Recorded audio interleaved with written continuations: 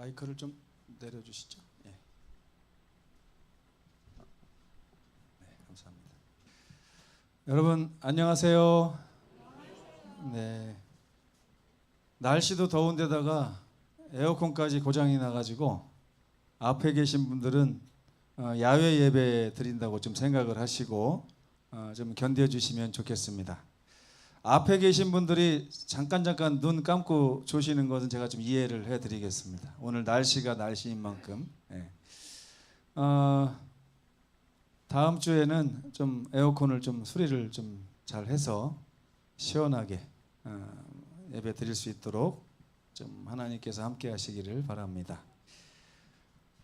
또 오늘 날씨가 더운 관계로 지금 11시 20분인데 한 45분 정도에는 좀 마칠 수 있도록 이렇게 하겠습니다. 너무 애써서 교회 왔는데 말씀을 조금밖에 안 들려준다고 불만 갖지 마시고요.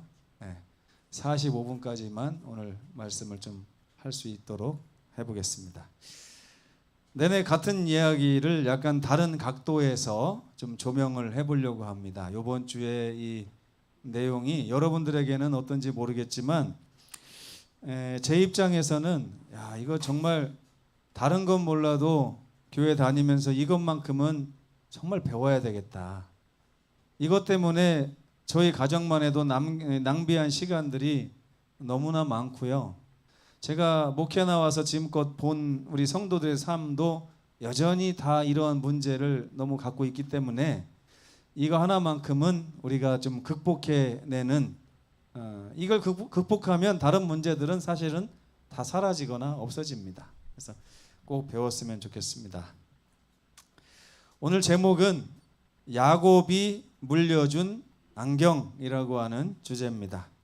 스바냐 3장 14절에서 17절 조금 전에 우리 장로님께서 읽으셨어요. 제가 다시 한번 읽겠습니다. 시온에 따라 노래할지어다. 이스라엘아 기쁘게 부를지어다. 예루살렘에 따라 전심으로 기뻐하며 즐거워할지어다. 뭐 하라고 그래요? 노래하고 기쁘게 부르고 즐거워하라. 이런 말씀을 하고 있습니다. 이유가 뭘까요? 이유가 여러분 기뻐하십시오. 그러면 여러분들이 제 말에 귀를 기울일 겁니다. 그렇죠? 그러면 왜 기뻐하라고 하는 거지? 이렇게 물어볼 거 아니에요. 그냥 기뻐하십시오. 이렇게 말할 수 없죠. 여기 스바냐 선지자도 우리에게 이렇게 얘기합니다. 우리의 하나님 여호와께서 너가 당할 형벌을 제거하셨다. 또 너의 원수를 쫓아냈다. 이스라엘 왕 여호와가 너의 가운데 계시기 때문에 너는 네가 당할 화를 다시는 당하지 않을 것이니 두려워하지 말라. 여러분 가정에 이 말씀을 적용해 보시면 좋겠어요. 너의 그동안의 잘못된 행습으로 인해서 내가 지금 당할 형벌을 우리 주님께서 제거하셨다. 여러분 우리 가정에 우리의 잘못된 선택으로 인해서 우리가 당할 화들이 많이 있습니다. 그러나 그것조차 우리 주님께서 제거하셨다. 그리고 너의 가정을 불행하게 만드는 원수가 있는데 그 보이지 않는 원수를 우리 주님께서 쫓아내셨다. 그리고 이스라엘의 왕 여호와가 너의 가운데 계시기 때문에 다시는 화를 당할 두려움에 떨지 않아도 된다. 그렇기 때문에 시온에 따라 노래하라. 이스라엘아 기쁘게 부르라. 예루살렘 따라 전심으로 기뻐하며 즐거워할지어다. 이런 말이 있습니다. 이 말씀에 바로 이어서 나오는 말씀이 우리가 그토록 좋아하는 스바냐 3장 17절입니다. 함께 읽겠습니다. 시작. 너의 하나님 여호와가 너의 가운데 계시니 그는 구원을 베푸실 전능자이시라. 그가 너로 말미암아 기쁨을 이기지 못하시며 너를 잠잠히 사랑하시며 너로 말미암아 즐거이 부르며 기뻐하시리라. 아멘. 네. 하지만 이사야 선지자는 이런 말씀을 기록했습니다. 눈이 있어도 보지 못하고 귀가 있어도 듣지 못하는 내 백성을 이끌어내라. 이사야 선지자 시대에 너무나 많은 하나님의 백성들이, 그것도 하나님께서 뭐라고 말씀하세요? 내 이름으로 불려지는 모든 자들, 내가 내 영광을 위하여 창조한 자를 오게 해라. 내가 그들을 지었고 내가 그들을 만들었지 않느냐? 그러나 그들이 눈이 있어도 보지 못하고 귀가 있어도 듣지 못하는도다. 그 백성을 어찌할꼬? 억울해할 일이 아닙니다. 여러분에게만 해당되는 일이 아니고 우리 모두에게 해당되는 말이기 때문에 그렇습니다.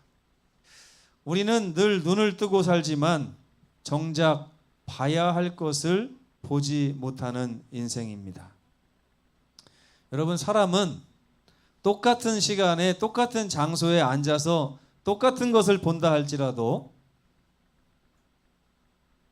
무엇을 보느냐에 따라 전혀 그 삶의 질이 달라질 수 있습니다. 여러분, 여기 계신 분들의 삶의 질이 다 똑같습니까? 아니죠? 여러분은 같은 시간, 같은 장소에서 같은 말씀을 듣습니다. 그리고 같은 것을 보고 같은 것을 말하고 그러지만 우리들의 삶의 질이 다른 이유는 똑같은 것을 보면서도 전혀 다른 것을 보기 때문에 그렇습니다. 당장 예배 마치고 물어보면 알아요. 이번 시간에 뭘 봤습니까? 제가 악수하면서 뒤에서 한 번씩 여쭤볼까요? 이번 예배 시간에 뭘 봤습니까? 네.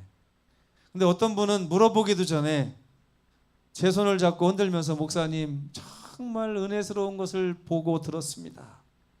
제가 마음속으로 아멘 합니다. 예전에는 내 설교가 좋다는 얘기구나, 이렇게 해서 제가 교만의 늪에 빠질 때도 있었어요. 요즘에는 근데 그게 사치라는 걸 알았습니다. 여러분들의 마음에 이 말씀이 들어가기를 원하는 이 마음이 너무 간절해서 여러분들이 그런 말씀을 해줄 때마다 제가 고마워요. 감사합니다. 제 설교를 높이 평가해줘서 좋다는 게 아닙니다.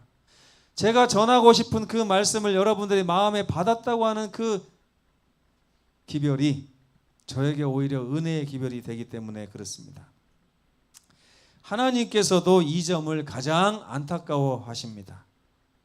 우리가 하나님이 보시는 그것을 보지 못하기 때문에 그렇습니다. 영어로 된 격언 중에 이런 말이 있어요. Can see the forest for the trees. 나무로 인해서 숲을 보지 못하는구나, 이런 뜻이에요. 다른 말로 여러분 많이 들었을 거예요. 숲은 보되 나무는, 숲은 보지 못하고 나무만 보고 있다. 여러분, 우리가 이 자리에서 말씀을 듣고 무엇인가를 이렇게 볼 때에 정말 하나님께서 우리에게 보기를 원하셔서 보여주시는 그것을 보지 못한다면 우리는 뭔가 지금 우리의 시선이 나무에 집중되어 있기 때문에 그렇다는 것을 아셔야 됩니다. 사자성어로는 제가 소담대실, 이게요 중국어식으로 한번 발음을 해봤습니다. 소탐대실이에요. 작은 것을 탐내다, 집중하다 보니까 큰 것을 놓치는 것입니다. 하나님이 이 말씀 가운데서 보여주시는 큰 그림을 보지 못하여 우리는 지금 작은 것에 집중해서 무엇을 들었는지, 예배 마치고 나면 가면서 뭐라 그래요? 아이고, 이 빚을 어떻게 갚지? 예배 마치고 가면서 뭐라 그래요? 아이고, 직장 나가서 일을 언제 마치지? 소탐대실입니다. 중요하지 않은 것에 집중하다가 정작 놓치지 말아야 할 것을 놓치는 경험. 예수님께서 이렇게 말씀하셨어요. 함께 빨간 글씨 읽겠습니다. 시작. 썩을 양식을 위하여 일하지 말고 영생하도록 있는 양식을 위하여 일하라. 아멘입니까? 예. 히브리서의 기자는 히브리서 11장에 나오는 인물들이 이 세상 사람들이 보는 것과 전혀 다른 것을 보았다고 기록하고 있습니다. 히브리서 11장 15절에 보면 그들이 나온 바 본향을 바라보고 있었다면, 나온 바 본향이 어디죠?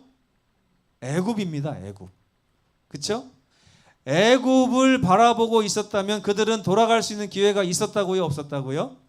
있었어요. 여러분, 우리에게도 기회가 있습니다.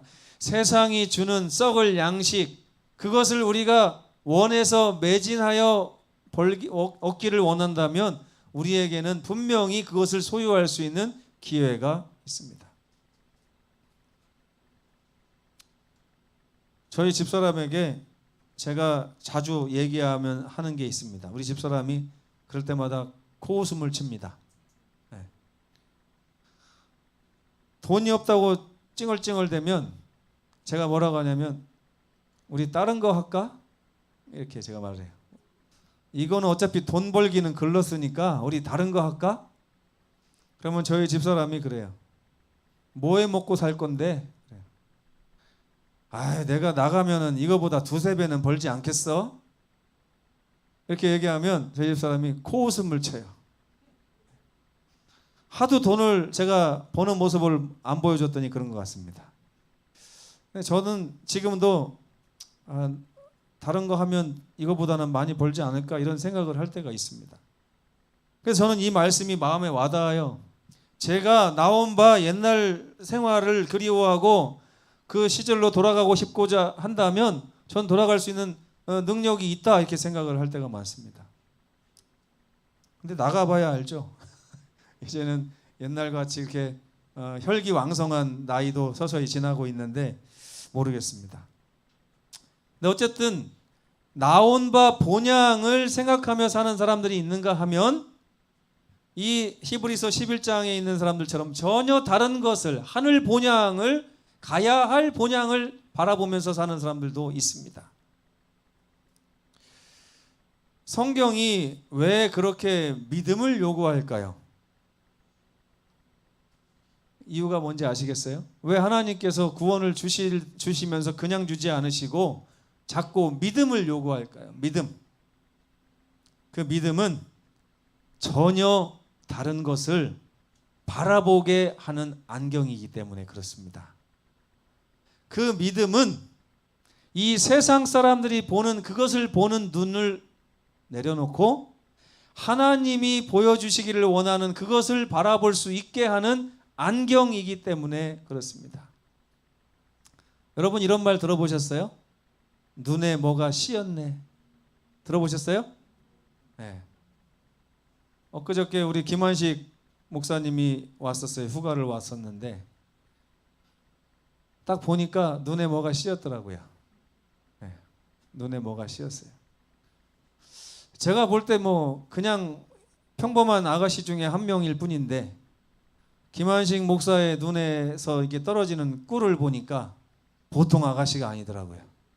꿀이 뚝뚝 떨어져. 저는 잠시 5분밖에 안 봤는데 그 사이에 꿀을 얼마나 많이 흘리고 갔는지 배드민턴 치다가 미끄러질 뻔했습니다. 네. 안경을 썼어요. 안경. 제가 보는 그 아가씨는 평범한 아가씨예요. 이러면 기분 나빠할 겁니다. 왜?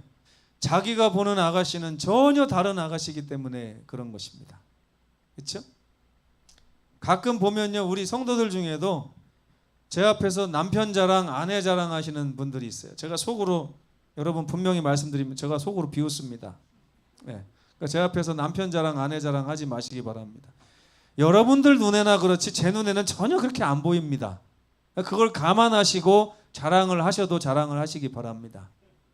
저는 어렸을 때 저희 어머니가 왜 사람들만 만나면 사람들이 저를 칭찬하는 꼴을 못 봐요. 네?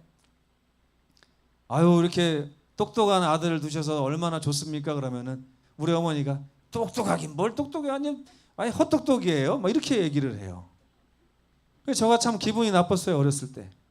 근데 지금 와서 생각해 보니까 어머니가 누가 이렇게 물꼬를 탁 터주자마자 자기 아들 자랑을 막 10분씩 늘어놓는다고 그러면 그분이 어떻게 생각했을까요? 예? 안 봐도 뻔하죠. 그러니까 여러분 특별히 조심하세요. 자기 남편 아내 좋은 거를 남들이 얘기하기 전에 미리 얘기하지 마십시오. 분명히 제가 말씀드리면 저 속으로 욕합니다. 그러니까 제가 미워서 욕하는 게 아니에요. 단지 제 눈에도 그렇게 보이지는 않아요. 그냥 당신 남편이나 다른 분의 남편이 다 똑같이 좋지 저는 그렇게 훌륭하게 혼자만 이렇게 특별하게 보지 않습니다. 제가 이 얘기를 안 할 걸 잘못했네요. 괜히 또 뒤에 가서 저 욕하지 마시고. 예. 어쨌든 우리는 제 눈에 안경이 있어요. 제 눈에 안경. 근데 때때로 그 안경이 우리의 삶을 바꿉니다, 여러분. 그 안경 때문에 우리 삶이 바뀌어요. 믿음이라고 하는 것은 우리가 무엇을 바라보고 있느냐 하고 똑같은 말입니다. 이 세상을 바라보고 있는 사람은 믿음이 없는 거예요.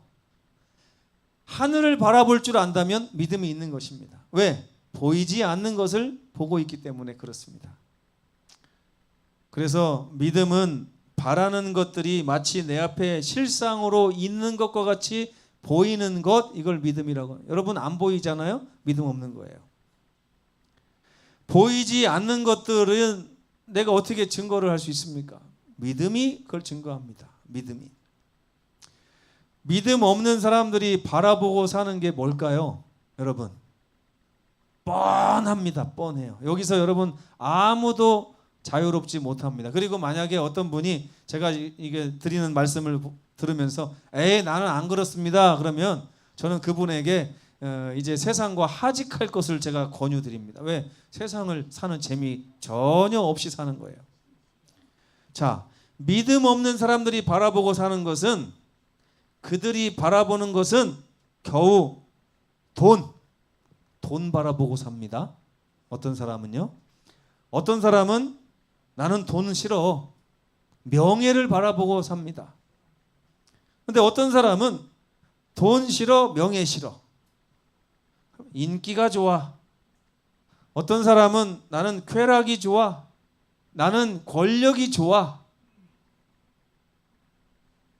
이런 거 바라보고 사는 게 인생이에요. 우리 인생의 안경은 딱 그것만 보입니다. 돈이 보이고, 돈이 보이면 저한테 와서 목사님 비트코인 해야 됩니다. 이렇게 얘기합니다. 명예가 보이면 저에게 와서 뭐라고 그럴까요? 이번에 제가 국회의원을 좀 나가보려고 합니다. 이번에 제가 우리 동네 반장이 됐습니다. 예, 이렇게. 제가 이번에 전남 향후의 회장이 됐습니다. 뭐 이렇게. 명예가 보이는 안경을 쓰신 분들은 그런 얘기를 합니다. 명예, 인기, 쾌락, 권력 이런 거를 바라보고 사는 사람들은 입에서 남들에게 무슨 얘기가 나오게 돼 있어요? 권력에 대한 얘기, 정치에 대한 얘기, 인기에 대한 얘기, 쾌락에 대한 얘기, 이런 얘기가 나옵니다. 바울은 그들을 보면서 이렇게 웃습니다. 함께 읽어볼까요? 시작. 스스로 지혜 있다 하나 어리석게 되어 썩어지지 아니하는 하나님의 영광을 썩어질 우상으로 바꾸었느니라.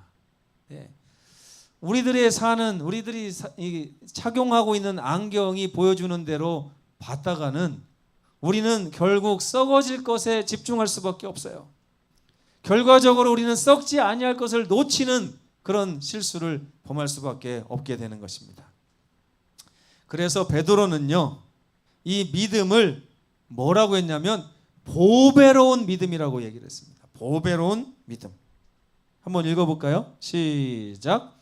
우리 하나님과 구주 예수 그리스도의 의를 힘입어 동일하게 보배로운 믿음을 우리와 함께 받은 자들에게 편지하노니. 하나님이 주신 안경 쓰고 있는 자들에게 내가 편지하노니, 이런 말입니다. 이 믿음을 통해서 우리는 하나님을 알게 됩니다. 예수님께서는 우리가 하나님을 알게 되면 보배로운 안경을 쓰게 된다고 말씀을 하셨습니다. 보배로운 안경은 다른 말로 하면 보배로운 믿음이라고 할 수가 있겠습니다. 요한복음 17장 3절에 보면 영생이라는 거 별거 아니다. 유일하신 참 하나님과 그가 보내신 자 예수 그리스도께서 나에게 얼마나 사랑스러운 분이고 나에게 얼마나 중요한 분이고 나에게 얼마나 나의 모든 것을 바쳐서 나의 삶을 다 맡길 만한 분인지를 아는 것이 영생이라 그랬어요. 이걸 알게 되면 그 사람에게는 뭐만 보입니까? 하나님이 말씀하시는 말씀이 들리고 하나님이 보여주시는 삶이 보이고 하나님이 말씀하시는 그 보배로운 믿음이 무엇인가를 알게 되는 그런 엄청난 경험을 하게 되는 것입니다. 십자가를 보시면 그 십자가에 매달려 계신 예수님을 보시면 어느 정도 하나님이 나를 사랑하시는지를 알게 됩니다. 그리고 나를 사랑하시는 그 하나님이 어느 정도 능력을 가지고 계신지도 알게 됩니다. 여러분, 모르는 것과 아는 것은 엄청난 차이가 있어요. 여러분, 엘리베이터에 갇혀 보신 적 있습니까? 네. 엘리베이터에 갇혔는데 전화를 했어요. 그랬더니 119에서 뭐라고 하냐면 30분 안에 구원해 드리겠습니다. 이렇게 얘기를 하면 엘리베이터에 있는 30분 동안에 그 사람은 노래도 부를 수 있습니다. 즐겁게. 유튜브도 볼 수 있고요. 편하게 앉아서 이렇게 잠을 잘 수도 있습니다. 그런데 119에 연락이 안 돼요. 배를 눌러도 소식이 없어요. 그러면 그 30분 동안 그 사람은 어떻게 될 것 같습니까? 지옥을 경험하게 됩니다. 지옥을. 그래서 아는 것이 중요한 거예요. 우리 하나님께서는 우리에게 하나님이 어떤 분인지를 계속해서 알려주시려고 하십니다. 근데 우리가 하나님을 몰랐을 때 우리 삶은 지옥으로 변하는 것이에요. 근데 하나님을 알게 되면 현재 내가 처한 이 안 좋고 위험한 현실이 전혀 문제될 것이 없습니다. 요셉 이야기를 했는데 요셉이 노예로 팔려가는 그때에 요셉은 하나님에게 전화를 했더니 하나님이 응답을 하셨어요. 내가 너와 함께 할 것이다. 요셉이 걱정할 일이 있습니까? 없습니까? 없어요. 근데 하나님과 단절된 사람들은 노예로 팔려가는 상황에서 두려움에 떠는 것입니다. 내 인생이 어디로 흘러갈 것인가? 내 삶이 어디로 갈 것인가? 애굽으로 팔려가면서 요셉은 그의 평생을 좌우하는 위대한 유산을 꺼내 들었습니다. 바로 아버지 야곱이 사용했던 믿음이라고 하는 안경이었어요. 야곱의 간증을 들은 이 요셉은 아버지가 하나님을 통해서 어떤 인생을 살았는지를 발견하게 되었던 것입니다. 그는 생애의 위기 가운데 아버지 야곱이 바라봤던 하나님을 자기도 똑같이 바라보기로 결심을 했습니다.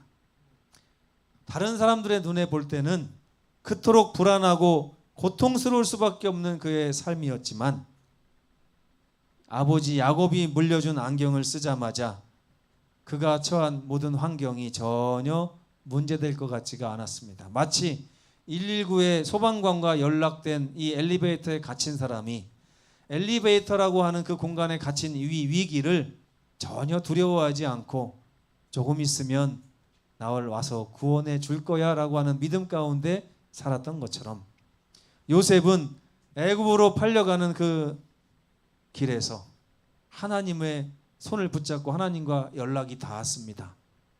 하나님께서는 내가 너를 구원할 것이다. 내가 너와 함께 할 것이다.